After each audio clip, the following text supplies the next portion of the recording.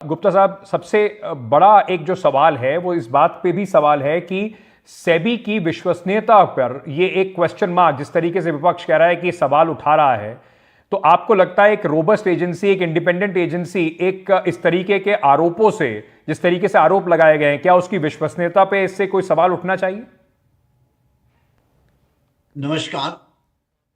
सबसे पहला सवाल मैं ये कर रहा हूं कि जो लोग सेबी की विश्वसनीयता पे सवाल उठा रहे हैं, क्या वो ये बोल सकते हैं कि जिस आदमी ने, जिस एजेंसी ने एलिगेशन लगाया है, उसकी कितनी विश्वसनीयता है? अगर कोई किसी के ऊपर आरोप लगाता है तो सबसे पहले मुझे तो ये टेस्ट करना पड़ेगा जो कुछ आरोप लगा रहा है उसकी स्टैंडिंग क्या है। और हमारे हिसाब से हिंडनबर्ग की एज ऑफ नाउ कोई स्टैंडिंग नहीं है।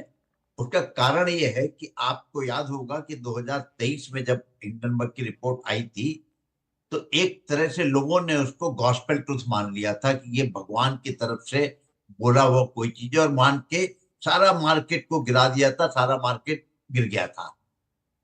तब भी मैंने बोला था कि हिंडनबर्ग की रिपोर्ट गॉस्पेल ट्रुथ नहीं है, इसमें जो ये बोल रहे हैं वो एक छोटी मोटी इधर से कहानी उधर से कहानी उठा के जोड़ दी है, पूरी पिक्चर नहीं दिखा रहे हैं।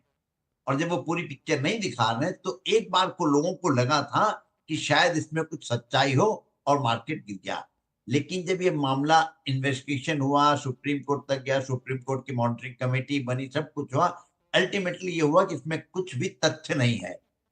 उसके बाद हिंडनबर्ग ने एक और कोशिश करी कोटक को इन्वॉल्व करने की, उसका भी कोई असर नहीं हुआ।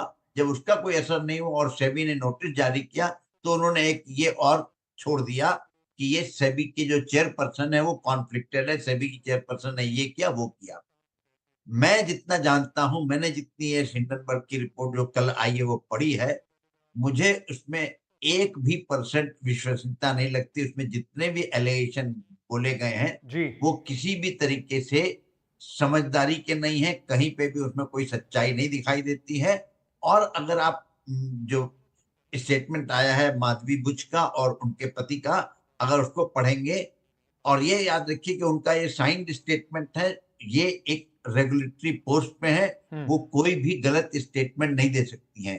तो आज आपके पास सवाल यह है कि एक आदमी जो रेगुलेटरी पोस्ट पे है, जिसको पार्लियामेंट्री कमेटी कभी भी बुला सकती है कुछ करने के लिए, वो जो स्टेटमेंट दे रहा है वो सही होगा, या एक अमेरिका में बैठा आदमी जिसका इंटेंशन है कि प्रॉफिट कमाना, उसका एलिगेशन सही होगा?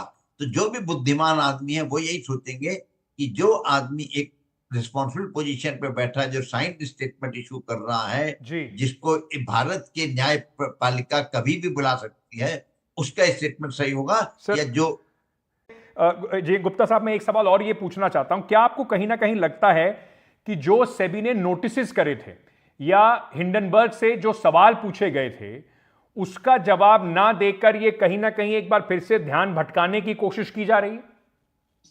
देखिए, हिंडनबर्ग की मंशा क्या है, उनकी इंटेंशन क्या है, ये तो हिंडनबर्ग चाहता है।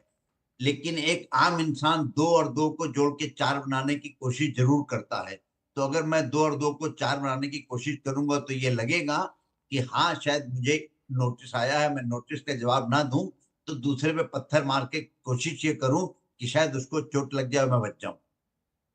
आपको लगता है जो ऑपोजिशन डिमांड कर रही है कि माधवी जी को, पूरी बुच साहब जी को रिजाइन कर देना चाहिए क्योंकि उनके पर ये एलिगेशंस लगे हैं, तभी एक फेयर इन्वेस्टिगेशन हो सकता है उनको, आपके, क्योंकि आप भी पूर्व निदेशक रहे हैं, तो आपको क्या लगता है कि जो दबाव बनाने की कोशिश है उस पर उनका क्या रिस्पॉन्स होना चाहिए?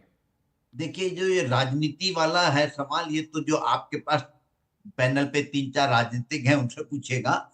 लेकिन मैं सवाल का जवाब इस तरह दूंगा कि किसी भी सरकार को, चाहे बीजेपी की हो, चाहे कांग्रेस की हो, चाहे किसी भी पार्टी को हो, उसको ये ध्यान में रख के काम करना चाहिए कि क्या देश के हित में क्या है। अगर आज आप इस प्रेशर में बोलते हैं कि माधवी बुक को हटा देना चाहिए, तो आप अपने ऊपर सवाल क्रिएट करते हैं कि अभी तक आप सो रहे थे कि आपको मालूम नहीं था। तो पहला तो सवाल ये आएगा। लेकिन मेरा अपना सवाल है, जहां तक मैं जानता हूं, चूंकि इन एलिगेशंस में कोई भी सत्य नहीं है, कोई भी तथ्य नहीं है, और उसके बेसिस पे अगर ये डिमांड करना, तो कल को तो कोई भी आदमी किसी भी पोस्ट पे नहीं रह सकेगा, क्योंकि लोग सबके ऊपर उंगली उठाएंगे, और जैसे आपने उंगली उठाई उस आदमी को निकाल दीजिए, तो कल को कोई आदमी बनने को तैयारी नहीं होगा। वो तो बोलेगा मैं प्राइवेट सेक्टर में नौकरी करूंगा, मैं क्यों रेगुलेटर बनूंगा।